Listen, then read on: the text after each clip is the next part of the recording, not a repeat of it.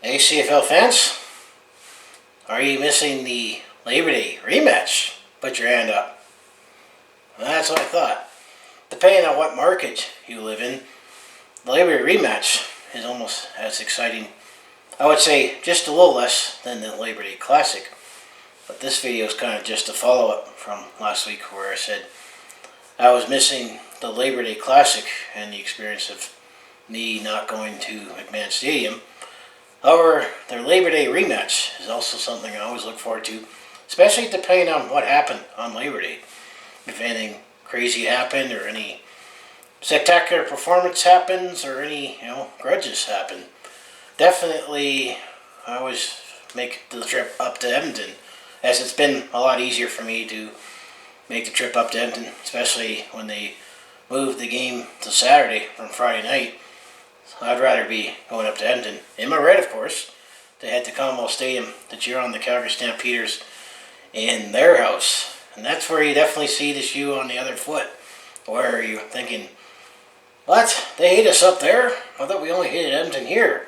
But it's the other way around, and definitely is exciting. But the CFL the last few years have also made it a triple header. I know some years you might have the rematch with Toronto and Hamilton, but I looked at the schedule this year. That the Friday night game, you would have had Montreal and Ottawa, which would have been, that's definitely another classic rivalry, especially in the 1970s. However, the Toronto Argonauts would have been playing the BC Lions. However, the two biggest Labor Day rematches are always exciting is the Banjo Bowl, which definitely Troy Westwood, he definitely took a shot.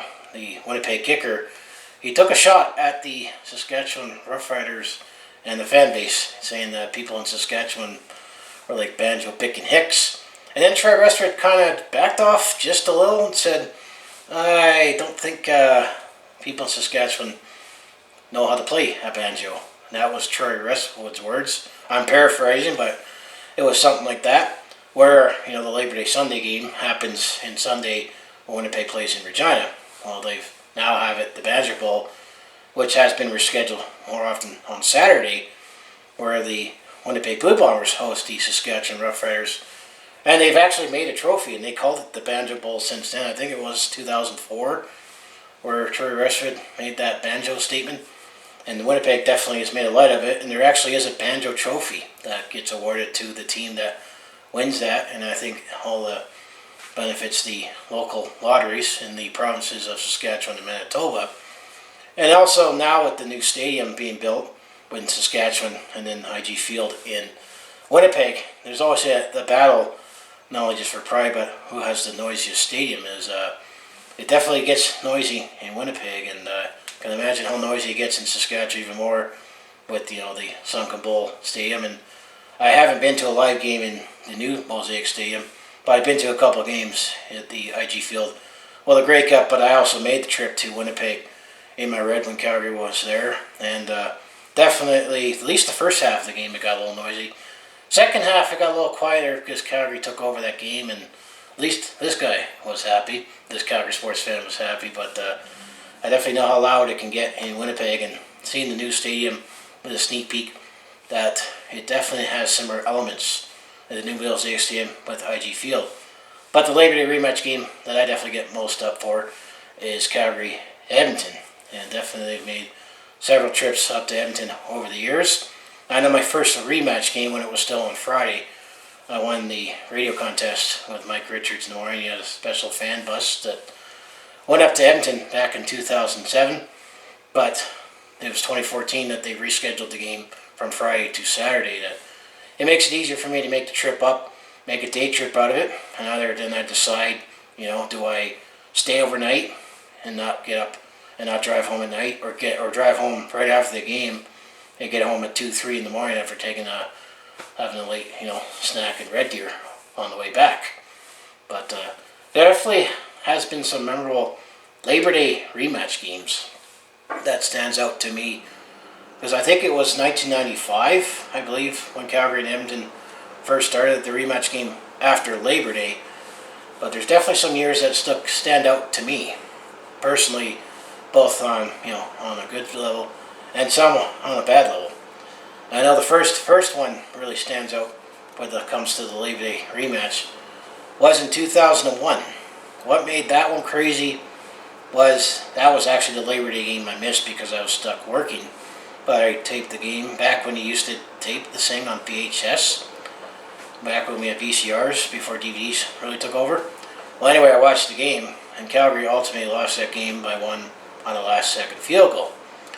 However, Calgary kind of got ultimate revenge in a very spectacular fashion, as Edmonton did score a late touchdown and there was time running out. We're like, oh boy, Calgary loses a tough one again in Edmonton on Friday after Monday. However, Edmonton was looking for 1 for 2 on a 2-point convert to give Calgary or Edmonton a 3-point lead. I forget the scenario, but there was less time left.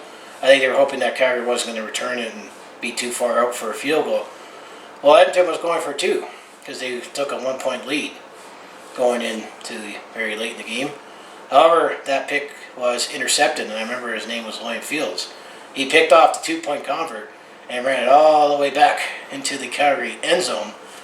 And time ran out, and the Calgary Stampeders beat the Edmonton Eskimos by 1. That one, and that was just spectacular how that game ended.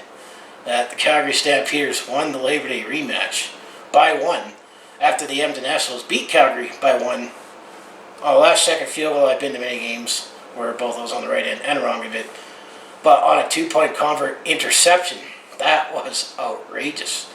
It was just kind of a crazy game how it came down. Definitely shows how crazy the CFL can be.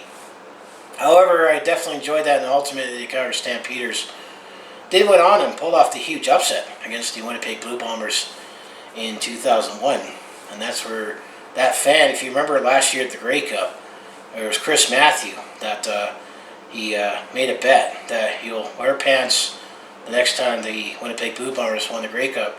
And he thought it was a shoo-in in 2001 that, I'll be wearing pants, they're going to beat Calgary, and we pull off the upset. And then, yeah, he had to wait 18 years to finally wear pants again.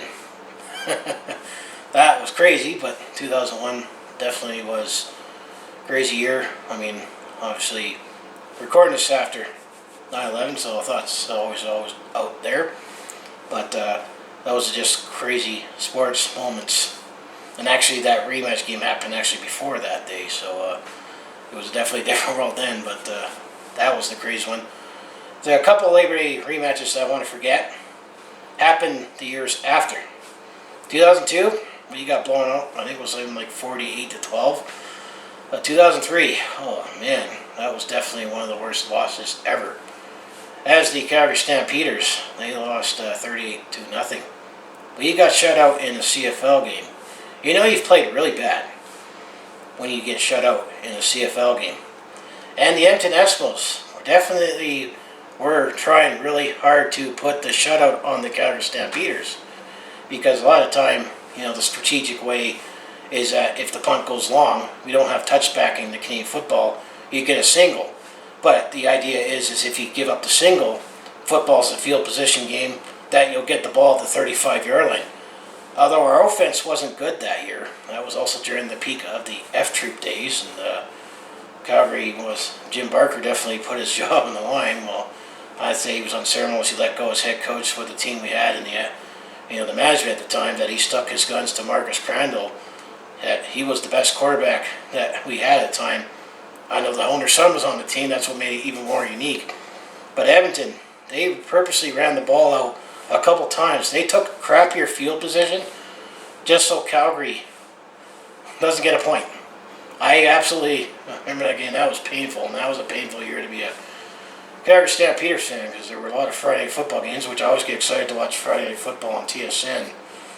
But there were some Friday nights I said, I'm staying home and watching the football game. Don't want to get embarrassed, because Calgary definitely had some bad losses that year. I also do remember Edmonton definitely had some touchdown celebrations where they did this, digging the grave for the Calgary Stampeders. That was painful back in 2003. And then I remember the next season, the Edmonton Eskimos, who I think, if you ask me who I think is the best running back to ever play in the CFL, I actually would say is Mike Pringle. And towards the end of his career, Mike Pringle had his best days as a Montreal Alouette. But he spent the latter half of his career with the Edmonton Eskimos, and I think he was on the verge of breaking a CFL all-time rushing record. And given his pace that the Calgary Stampeders it was going to happen against, and it was the Labour Day rematch game. The 2014 Calgary was awful. We still lost that game, but we had a great defense. And our defense took pride in making sure that the Calgary Stampeders wasn't the team that Mike Pringle ran his record-breaking yard against. And I think he was within a couple yards short of breaking that record because our defense united. Yes, we lost the game, but we felt like we won a little that season. And that was the last year of the F-Troop days, where Calgary was high off of the Calgary Flames Stanley Cup playoff run. But then for me as a Stampeder fan, there was no expectations that year. It was like, oh boy. But at least that felt like a partial victory in 2004. And then now some other memorable games that we were on the right end of it. Well, obviously we won in 2007. It was a little bit of a blur because I was younger and had some drinks and hanging out with Mike Richards. I also met someone still connected with on Facebook that also is a fellow CFL fan that I'm still in touch with here and there and still seeing the game. But that was definitely quite an experience, and we won that, and definitely felt satisfying to high-five Stampeder fans in the concourse at Commonwealth. I definitely had my first experience of that. So that was 2007, and then when it comes to memorable Labor Day rematch games, well, I remember in 2016, the Calgary Stampeders it wound up winning it in overtime, while in 2015 we lost the Labor Day rematch, and that was the start of the Edmonton Eskimos run to eventually get to the Grey Cup. I made 2 trips to Commonwealth that year because I was at the Labor Day rematch game where I just decided to sit somewhere else at Commonwealth. In retrospect, that wound up being a good decision because I usually like to sit down towards field level where the Stampeders come out to shoot. But it worked out that I must have knew what the weather was going to be like. I know they said there was going to be some rain, but I was sitting behind an overhang at Commonwealth Stadium, and it would have been hard to dress for the day because I remember walking around the city that day. It was almost 30 degrees, and I needed shorts and t-shirt, but then when I got to the game, it rained. But I was mostly dry from that. But then the other trip I made to Commonwealth, which definitely crushed me, was I was there for the Western Final. I mean, I was going to take bound either way to watch eventually it was the Edmonton Eskimos and the Red Blacks play for the Grey Cup back in 2015. Well, I was at that Western Final where unfortunately Calgary definitely could not finish off some drives, and I had to watch Edmonton win in Edmonton for the Western Final. That was the first time I went to a playoff game outside of Calgary, not including Grey Cups, but that definitely was tough. I know there was a few fans that were excited to, we're going to the Grey Cup, but this guy's not. And then I said, well, define this guy. If you're talking about my team, we're not. But then I said, well, I'm still going to the Grey Cup and still was looking forward. It was my first ever trip to Winnipeg. But 2016, getting back to 2016, well, Calgary was still fresh off. I was still fresh off, that trip to, the Western Final that we lost. Well, that first half, Calgary played worse. But eventually they came back and then Edmonton tied up the game in a crazy fashion. And then eventually Edmonton had a chance to kick the winning field goal. Although it was a 52-yard, it just went wide and Calgary ran it out around the clock. And then eventually we won it in overtime. But there was a couple of caveats that happened. Because in the strategic way, how we have the college rules in the CFL, is that you want to go second. Because then that way you know what to strive for. If you stop the team, then all you need is a field goal. But if you score a touchdown in the Canadian Football League, you have to go for a 2-point convert. Well, Edmonton, we won the toss, but we elected, so Edmonton went first. So Edmonton, scored the touchdown and the 2-point convert, so it meant Calgary had to match that to have a second mini game. Well, eventually Calgary got down into the end zone, scored a touchdown. There were a couple penalties that the Eskimos took that kept drives alive. But there was a couple moments that looked like the game was over. Calgary was going to lose, but there were pass interference on the 2-point convert, so Calgary had another chance, and eventually, we got the tying points. And then in the second minigame, Calgary goes first because they went second in the first minigame. So Calgary only scored a field goal, but then we stopped Edmonton. It was just crazy how Calgary came back in 2016. And in 2018, that definitely was a great experience despite being on the wrong end of it. but that was definitely the game where there were a lot of yards put up, both by Bo Levi Mitchell and Mike Riley. You could say the top two quarterbacks in the league. Unfortunately, Calgary could not quite pull it off, but I was almost screaming at the end because it looked like Calgary got the miracle touchdown where Calgary threw a Hail Mary, and it looked like it was Johan Breskison, the Calgary Stampeders receiver. He was like double covered. He looked like he almost had the ball and didn't quite come down with it. And I was just hoping that, oh please, hopefully they review it and maybe we caught it. And then the announcer said ball game. I was like, oh, I lost a close one. But then I got to spend time actually on the field at Commonwealth Stadium as they opened up the field because they were celebrating the 40th anniversary of the stadium. So, of course, if you're at a game and they let fans go on the field after the game, I'm going to do it. So I just figured I've been on the field at Commonwealth or at McMahon Stadium several times. But it was the first time I was on the field at Commonwealth Stadium, so I just want to see how it looked and see the vantage point that the Calgary Stampeders have at the bench and see what Coach Dave looks at on the field, and that was definitely an experience. But yeah, those are my Labor Day rematch experiences. I still cherish the Labor Day Classic a lot more because it's right here. But it's always just satisfying to go up to Edmonton and wear my red, wearing my Stampeders red. I would say it's probably more volatile if I went up to Edmonton wearing Calgary Flames red, but that's still something I'd be willing to do. Especially if, let's say, if the Flames and Oilers ever play in a playoff series and fans are allowed to go back to the game. But I never have too much of a problem when I go up to Edmonton wearing my red up there. But it's always satisfying when we come out on top. And 2018, I got the ultimate experience of that with the Calgary Stampeders winning the Grey Cup in Edmonton. So yeah, that's just my talk about Labor Day rematch. That there's definitely some dream games. Obviously, for me, it's the Calgary Edmonton rematch. And then the Banjo Bowl is always fun, because Winnipeg and Saskatchewan, they go at just as hard as Calgary Edmonton, fans-wise, in the rivalry. And some years, you might get the rematch with Hamilton and Toronto. And I have to say, they need to try to establish that rivalry with Winnipeg and Ottawa, or not Winnipeg, Montreal and Ottawa, I meant to say, with the Alouettes and the Red Blacks, especially dating back to the 70s.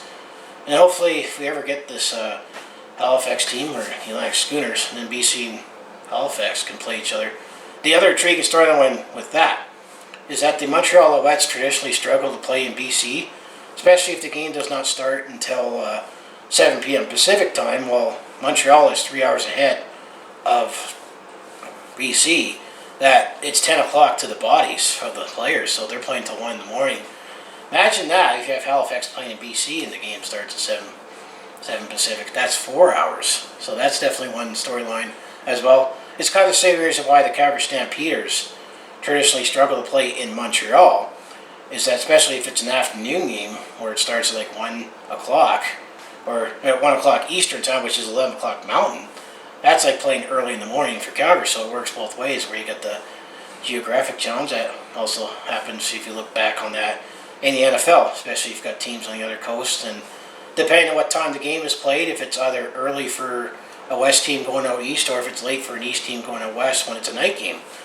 So that's just another element to play there. So as I say, if you want to follow along with this Calgary sports fan's journey, home of the Flames, Hitmen, Roughnecks, and Stampeders, that's definitely one of the reasons why red is my favorite color. And I wear a lot of red. On those teams, they happen to wear red. So it's just natural that way. But I mostly talk Calgary sports, and I also do have personal vlogs, attempt at comedy, and I also do share my experience today. I'm on the road or at a sporting event. So if it all sounds like it'd be interesting to watch, do follow along with this Calgary sports fan's journey. You know what you need to do, just make sure you like, subscribe. I also my other social media links down in the description below. And there definitely was some moments that I shared from CFL games. That's also on my channel. So as I say, go Stamps go, and I'll see you in the next video.